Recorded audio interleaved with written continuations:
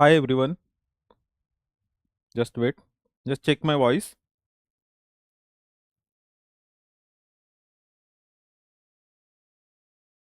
Hi everyone. Okay. So today's topic of discussion is obstructive jaundice. This topic belongs to hemoglobin metabolism, enzyme topic, clinical case, SGOT, SGPT in the enzyme topic. Then liver function test. This one is the important topic. This is important topic in bilirubin estimation. This is important topic in alkaline phosphatase estimation. This is important topic in SGOT and SGPT estimation. It is important for the practical biochemistry examination under the heading of laboratory interpretation. Also, it is important in the laboratory interpretation or the clinical case as a short answer question in the university examination of first MBBS student. So, this is very common topic for all these topics. Okay. So we'll discuss the case of simple case of obstructive jaundice. Will not go in too much detail about the what is intrahepatic or extrahepatic and all these things. We'll discuss the important aspects of obstructive jaundice related with the first MBBS students and their university exam. Okay. Now see this case.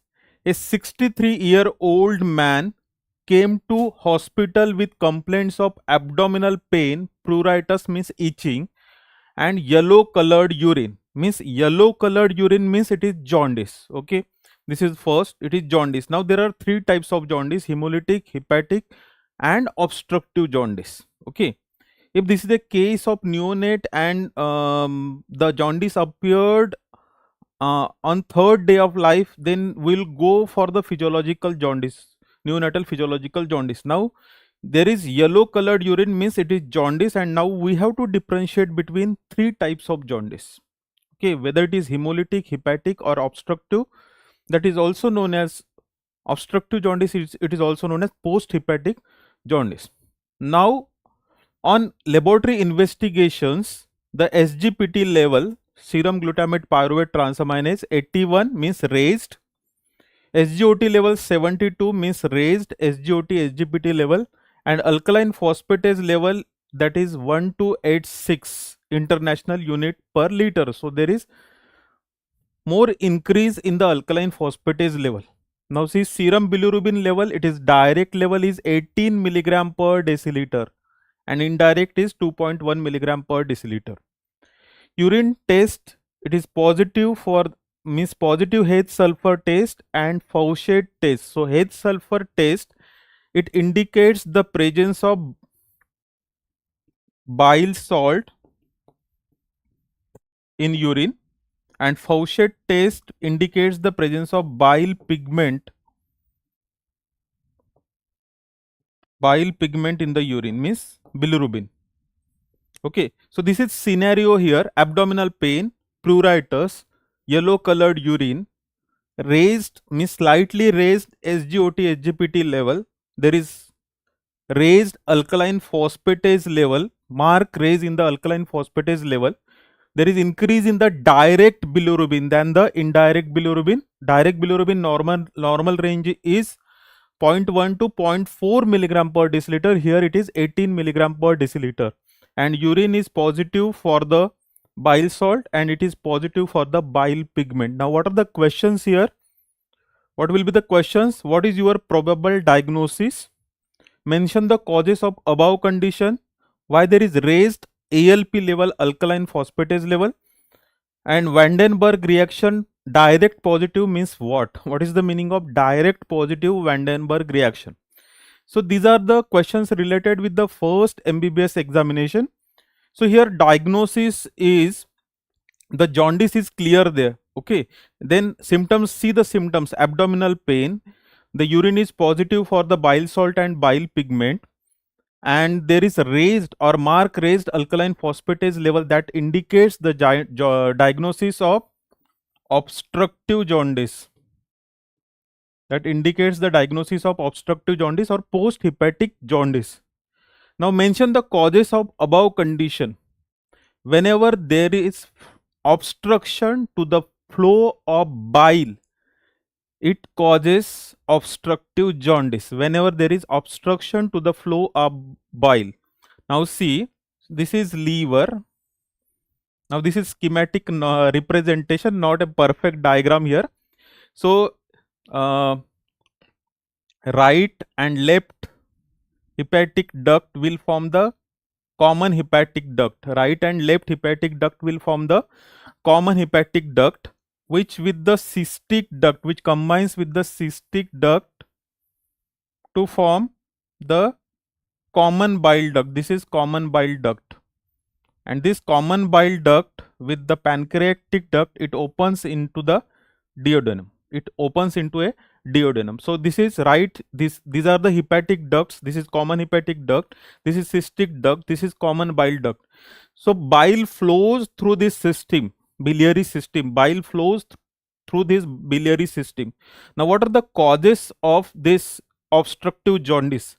Whenever there is stones in the gallbladder, gallstone, which blocks the flow in the common bile duct, then the hepatic duct stones. So stones, stricture, tumor, tuberculosis of common bile duct causes the obstruction to the flow of bile. That causes the obstruction to the flow of bile. So that causes includes gallstone. This is the most common, gallstone, common bile duct, CBD stone, stricture, tumor, and tuberculosis. These like condition which causes the stricture in the common bile duct, they obstruct the flow of bile. So gallstone, CBD stone, tumor, stricture, tuberculosis of CBD common bile duct. Then the important cause is carcinoma of head of pancreas, which obstruct the common bile duct. So these are the important conditions which causes the obstruction to the flow of bile and causes obstructive jaundice. Now see these questions.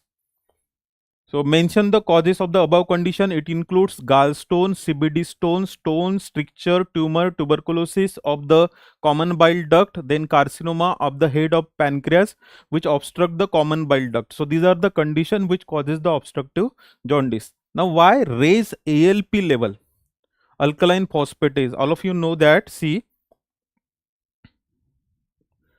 alkaline phosphatase level, ALP raise. Normal in adult it is 30 to 130 international unit per liter. It is more than that in the elderly peoples. Also in the growing children it is more. It can be up to 350 international unit per liter alkaline phosphatase level.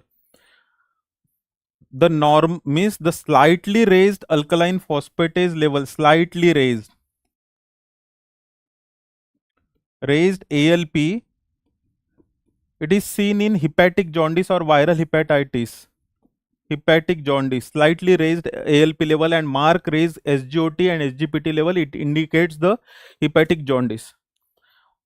10 to 12 times of the normal, up to 10 to 12 times of normal, it is seen in obstructive jaundice. Why in obstructive jaundice? And more than 25 times of the normal, it is seen in bone diseases. 25 times of the normal, it is in the bone diseases, that is rickets, osteomalacia, Paget disease of the bone metastasis. In this condition, there is increase in the alkaline phosphatase level more than 25 times of the normal, because the bone isoenzyme particularly increases, the pre-beta. Now why there is 10 to 12 time increase in the alkaline phosphatase level in obstructive jaundice? What is the reason? Because this is an ectoenzyme. This is a Viva question. This is an ectoenzyme, alkaline phosphatase. This is an ectoenzyme present on cell surface. It is present on cell surface, outer side. Ectoenzyme.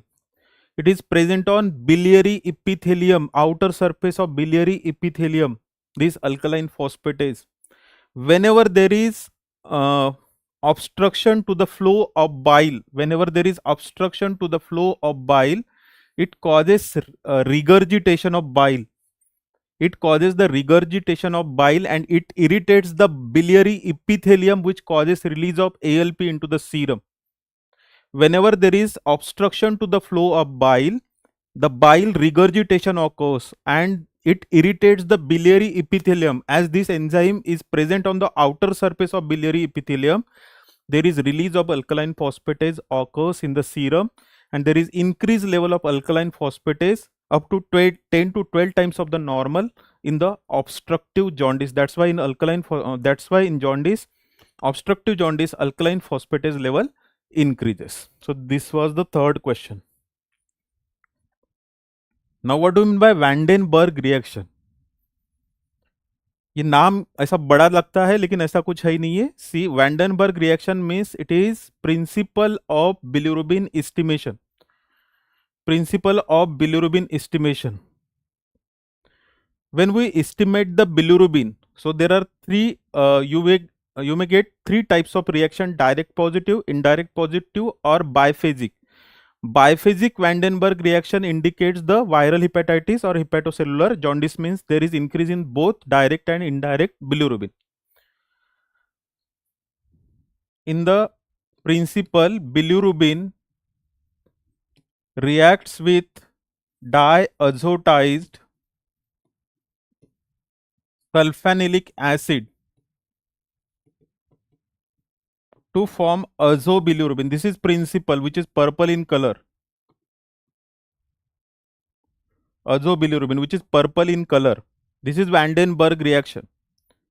Now what happens, जब हम estimation करते bilirubin का, तो जैसे ही हम reagent add करते, reagent add करे बराबर इमीडिएटली कुछ कलर आता है. That is because of direct bilirubin, because direct bilirubin is water soluble, and this type of reaction is known as direct positive, because direct bilirubin is water soluble, so it gives immediate color. So that reaction is known as direct positive. Vandenberg reaction is direct positive, and some color appears after some time, means after 15 to 20 minutes. That is because of indirect bilirubin. Because this indirect bilirubin is insoluble initially, we use the solubilizer with this estimation, means with this kit the solubilizer is there in the reagent. So solubilizer makes the indirect bilirubin soluble and gives the reaction that is known as the indirect positive. So direct means which gives immediate color, indirect means color will be there or intensification of color will be there after some time, so that is indirect. So both direct and indirect reaction will be there in case of hepatocellular jaundice. Only direct positive Vandenberg reaction indicates the obstructive jaundice. Now see, this is the differentiating features between hemolytic, hepatic and obstructive jaundice. The liver enzymes SGOT, SGPT and alkaline phosphatase, gamma glutamyl transferase and 5' nucleotidase, these all enzymes, they are normal in the hemolytic jaundice. When it is hemolytic jaundice, these all enzyme levels will be normal. In hepatic jaundice, there is marked increase in the SGOT and SGPT level, marked increase in the SGOT and SGPT level, and slight increase in the alkaline phosphatase level, slight increase in ALP, GGT and 5' nucleotidase. While in obstructive jaundice, there is slight increase in the SGOT, SGPT and marked increase in the alkaline phosphatase, GGT level and 5' nucleotidase level. So this is enzyme pattern in the different types of jaundice. Now see the bilirubin level, direct and indirect bilirubin.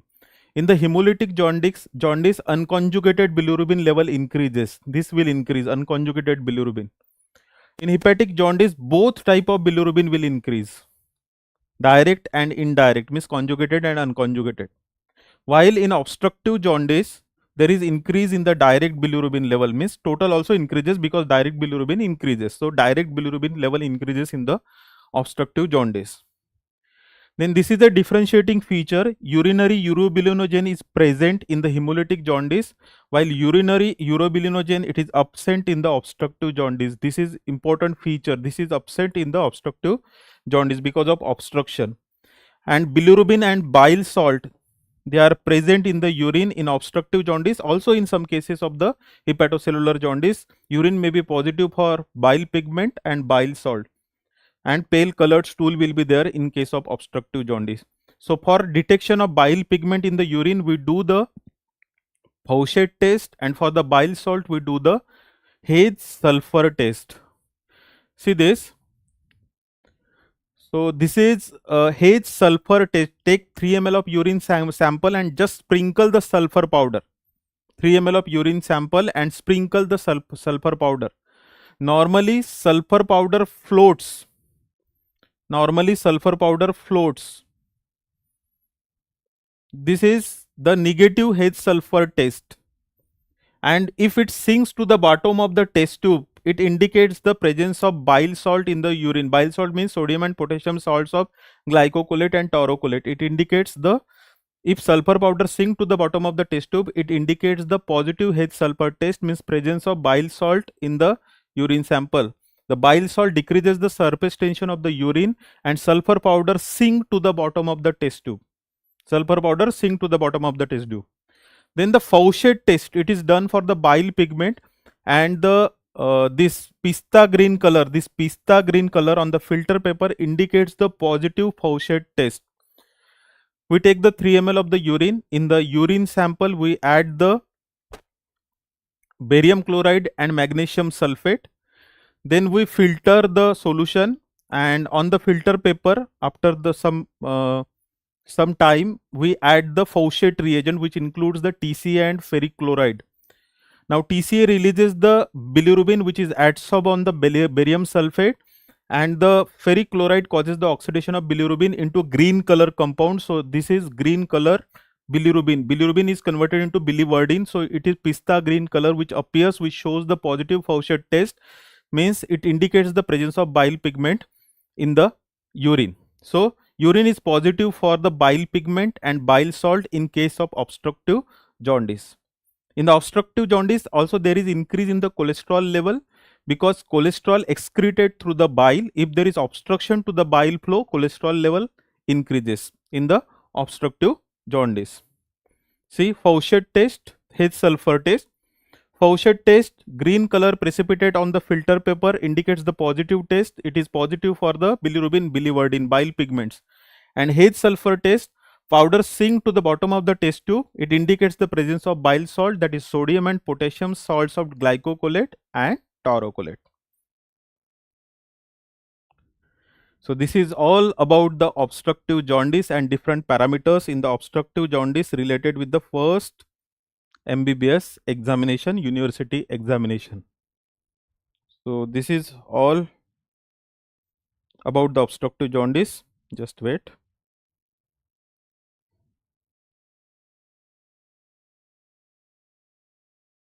Thank you all of you.